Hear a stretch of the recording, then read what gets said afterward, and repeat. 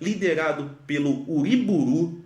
Esse maluco ele era um grande admirador da Alemanha nazista e houve em Buenos Aires a formação de um partido nazista com mais de 50 mil membros. Foi um local muito importante, uma rota de fuga para nazistas depois da Segunda Guerra Mundial, extremamente relevante. Pessoas como Mengele estiveram lá durante muito tempo. Então, assim, foi um período de muita vergonha para o povo argentino e é legal que eles consigam se autoafirmar numa época da sua história como uma década infame. A gente não faz isso, né, Marquinhos? Não, é. A gente não teve uma década. Eu acho que nós tivemos algumas décadas infames. Que a gente vê, talvez, décadas infames começando com, talvez, nomes de revolução, alguma coisa, né? Que o pessoal gosta de colocar revolução em tudo que é lugar. Mas, cara, é um período bem complexo. E como você está falando, esse período que a gente pode chamar de entre guerras, como a extrema-direita, não só na Europa, mas na América Latina, ela ganha uma força muito grande. Lembrando que nesse contexto é que a gente está tendo um Estado Novo aqui no Brasil, que não necessariamente não seja um governo fascista, mas que é um governo extremamente autoritário e que a gente também já fez um programa sobre ele. E aí vem um negócio muito doido, Marquinhos, porque a solução para essa década infame, para esse período de extrema-direita, vem de dentro desse governo, né? Com o secretário de Trabalho, Juan Domingo Perón. Faz sentido? O Perón ele chega como secretário, né, como secretário do Trabalho e da Previdência, ele que era um militar e que fazia parte do grupo de oficiais unidos, tá, com essa defesa de um nacionalismo econômico absurdo. O Perón ele é colocado nesse cargo por um presidente chamado Pedro Ramírez.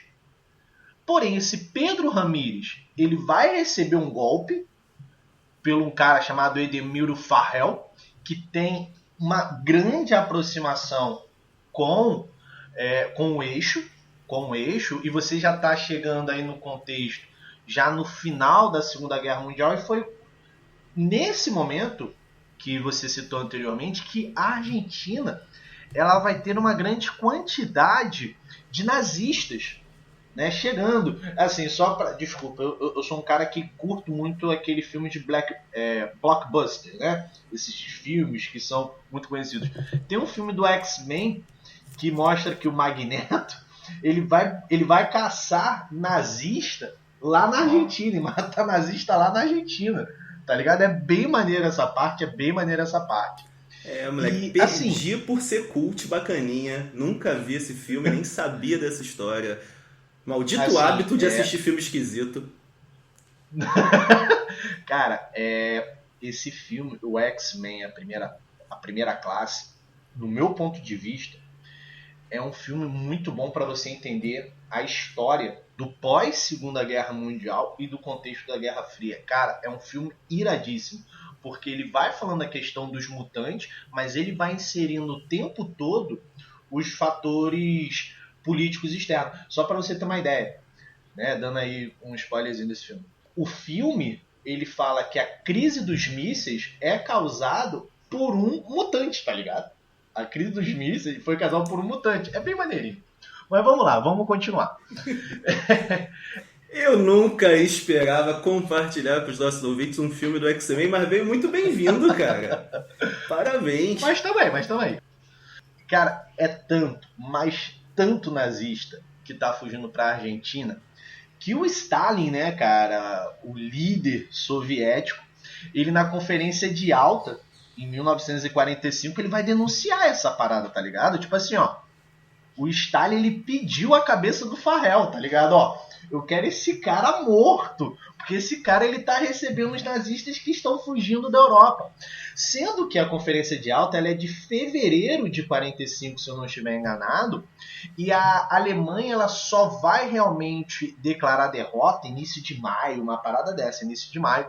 Então, a fuga dos nazistas já estão ocorrendo em 44, porque os nazistas já sabem que vão perder a Segunda Guerra Mundial.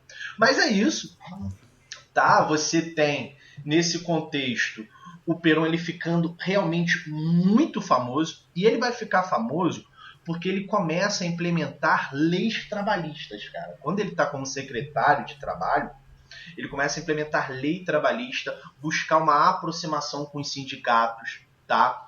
E isso, cara, promoveu para o Perón especificamente uma grande popularidade, tá? Os militares começam a ficar bolados com ele, vão tirar ele do poder, ele vai ser preso, mas devido a um grande apelo popular, ele volta.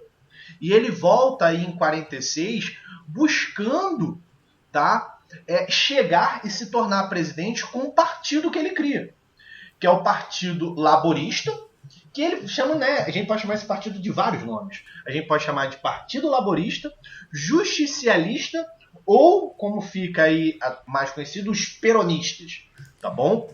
O problema... Marquinho, isso é muito curioso porque na Argentina, quando você diz que alguém é peronista, isso pode significar qualquer coisa.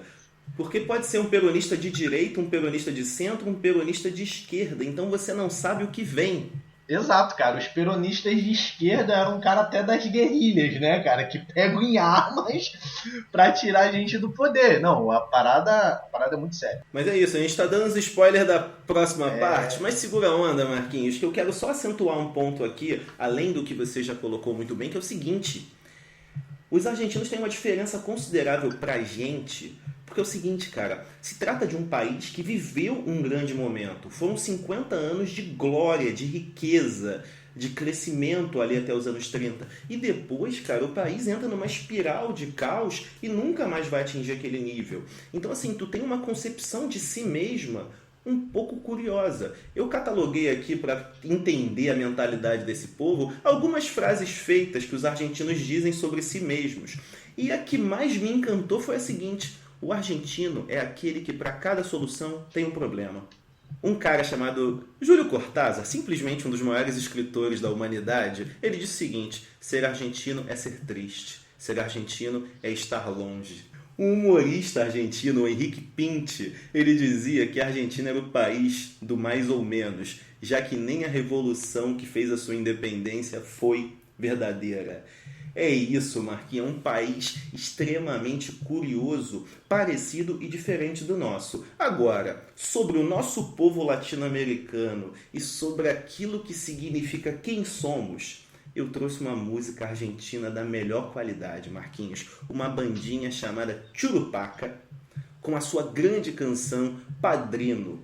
E que tem um verso que deveria ser o lema desse podcast a partir de hoje, moleque. Que é o seguinte: pra trás, nem pra pegar impulso.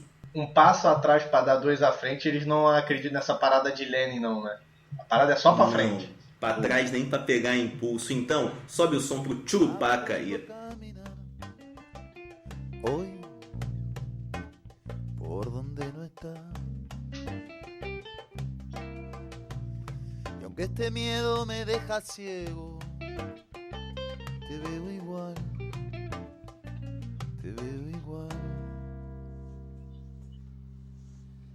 y que esta distancia no nos roba lo que es nuestro ya, y aunque estás lejos, lejos estás en mí. Y que esta distancia no nos roba lo que es nuestro ya.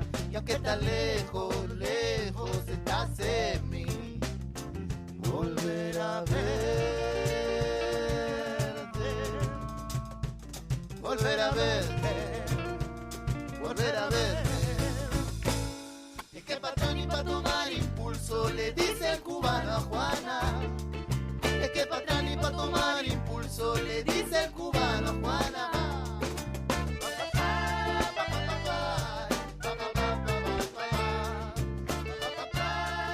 Marquinho, sabe como é que eu conheci Churupaca? Eu tenho até medo de perguntar, cara. Mas eu sabia que havia uma coisa ruim. Ruim não, né? Não ruim, mas diferente, estranha. Conheci uma argentina chamada Maria no Tinder, falamos sobre música, ela falou, olha só, de música argentina tem que ouvir Churupaca. Botei no Spotify, foi sucesso, recomendo a todos. Padrino é uma bela música, tem também Duda Morena, que é um clássico, vale muito a pena conhecer. Mas olha só, tu tava falando do Perón, né, cara? Perón, nome do estádio do famoso Racing Clube, time referenciado no filme argentino que ganhou o Oscar, O Segredo dos Seus Olhos, a grande paixão de um homem. É lindo demais. Mas o que tu tem pra falar desse Perón aí, que é um cara que teve um casamento super impactante, uma esposa que foi representada no cinema por Madonna, o que deixou os argentinos putos da vida? Até hoje eu também não consegui entender, cara, por que colocar a Eva, a Madonna, como a Eva Perón, a Evita, cara. Eu até hoje não consigo. Mas é uma parada que fez muito sucesso. Don't Cry For Me Argentina, a gente pode falar que virou, né, mundialmente conhecida porque foi cantado pela Madonna. A gente tem que realmente levar isso em consideração. Porém... Moleque, é como se o Brasil fizesse um filme sobre o Vargas e o Adam Sandler. Não faz sentido. Adam Sandler, cara. Dá muito que esse cara tira essas comparações, mas tudo bem. Mas vamos lá, cara. Vamos falar do Perón. E, assim, quando o Perón ele consegue ganhar as eleições e tal, ele chega ao poder em 1946, e explicando esse momento de ouro da Argentina, que foi no Entre Guerras, só para o pessoal entender como a Argentina ganhou muito dinheiro. Foi na lógica da substituição de importação. Então a Argentina ela exportava muito, cara. Ela exportava principalmente muito trigo. Se você observar, só a Inglaterra, é assim, no final da Segunda Guerra Mundial, a Inglaterra ela devia 1,7 bilhões de dólares para a Argentina. Então a Argentina estava com muito dinheiro. E vamos entender uma coisa para sempre. Você administrar uma empresa, você administrar uma casa, você administrar um país com dinheiro, pô, mano, é mole. As coisas ficam muito mais fáceis. Você não tem que justificar muita coisa para os seus oposicionistas. E, ó, eu vou fazer isso porque eu tenho dinheiro, pronto, acabou. Então, o Perón, principalmente por essa grande quantidade de grana da Argentina, ele conseguiu implementar o que ele chama da terceira via ou a terceira posição. O que seria isso? Seria o modelo político peronista. Nem Yankee, nem marxista, mas sim peronista. O que isso significa? Vou implementar um capitalismo não americano e vou defender uma justiça social sem a luta de classes. Então ele falou, ó, você está naquele contexto de Guerra Fria, o mundo bipolar, onde você precisa buscar um alinhamento, e o que Perón vai falar? Não quero me alinhar nem aos americanos, nem aos soviéticos. Eu tenho o meu próprio caminho, é o que ele chama da terceira via. E só para vocês entenderem, cara, eu não consigo, Felipe, eu não consigo, tá? Eu preciso fazer relações com o Brasil para os nossos alunos conseguirem entender melhor. Nossos alunos, olha só aqui eu falando de aluno, né? Nossos ouvintes entender. Os Estados Unidos, ele vai fazer uma propaganda muito contra o Perón. Os Estados Unidos não gostavam do Perón. E eles colocaram um embaixador americano, né, chamado Biden, né? Meu inglês é péssimo, mas é o Biden, para, né, boicotar o Perón, para fragilizá-lo. Isso me lembra, tu sabe de qual embaixador, Felipe? De um cara chamado Lincoln Gordon com João Goulart aqui no Brasil em 63, 64, um dos caras responsáveis pelaquela Operação Brother Sun. Sim, moleque, isso me lembra um filme de comédia brasileira sobre isso, genial, chamado Reis e Ratos. Recomendo a todos, com Selton Mello, trata exatamente disso. É um filme bobo, mas é muito legal, cara, recomendo bastante. Boa comédia. Com participação até de Marcelo Adnet e Gregório do Vivier. Caramba, cara. Bom filme, fica a recomendação. Vou anotar. Mas olha só, de fato você está muito certo, cara. A gente acaba tendo que fazer relações entre o Perón e o Vargas, sobretudo pelo fato de que ambos são vetados naquele contexto ali da doutrina Truman, que eles identificam governos nacionalistas que mobilizam o povo como possíveis ameaças. vinculações à ameaça comunista, tá ligado? Essa mobilização popular, essa capacidade que o Perón e o Vargas tinham, e na verdade acho também a inteligência americana de perceber